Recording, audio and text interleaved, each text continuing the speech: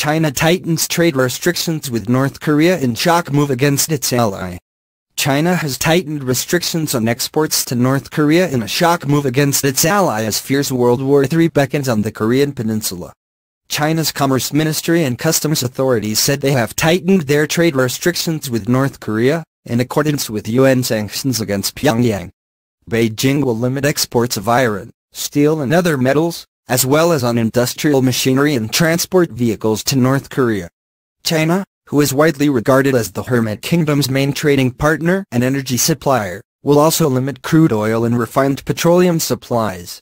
According to China's Commerce Ministry, the ban will begin on January 6. The UN Security Council decided last month to impose new penalties on North Korea for its intercontinental ballistic missile test. This included setting tougher limits on refined petroleum products and crude oil supplies to Pyongyang. In the past, Beijing has repeatedly acted as Pyongyang's diplomatic protector. However, North Korea's recent reckless behavior has begun to drive a wedge between the two nations. The UN measure also demands the repatriation of all North Koreans working abroad within 24 months. Chinese leaders, including President Xi Jinping, have resisted previous U.S. pleas for an outright oil embargo, but agreed to the latest limit.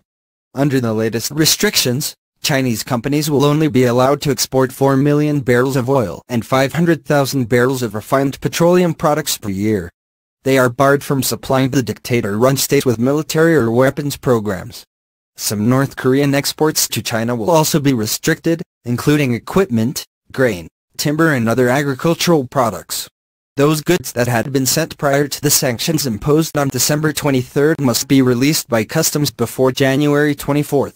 In late December, Donald Trump accused China of violating the sanctions order by exporting oil to North Korea, after a media report alleged illegal supplies of oil to North Korean vessels at sea.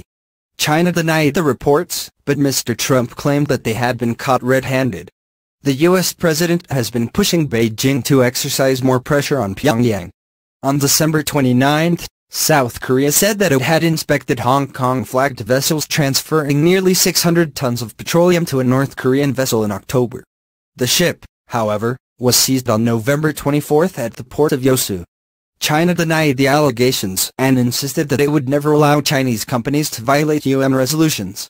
Meanwhile, in the state-run newspaper Rodong Sinmun on Friday, the Hermit Kingdom said its leader would ensure victory to the Korean army and people.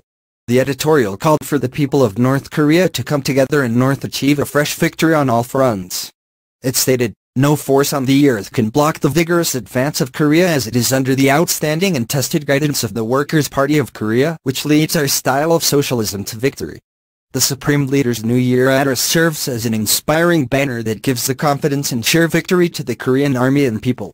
He in the New Year address proudly declared that we have realized the wish of the great leaders who devoted all their life to providing the strongest national defense capability for reliably safeguarding the country's sovereignty. And we have created a mighty sword for defending peace, as desired by all our people who had to tighten their belts for long years.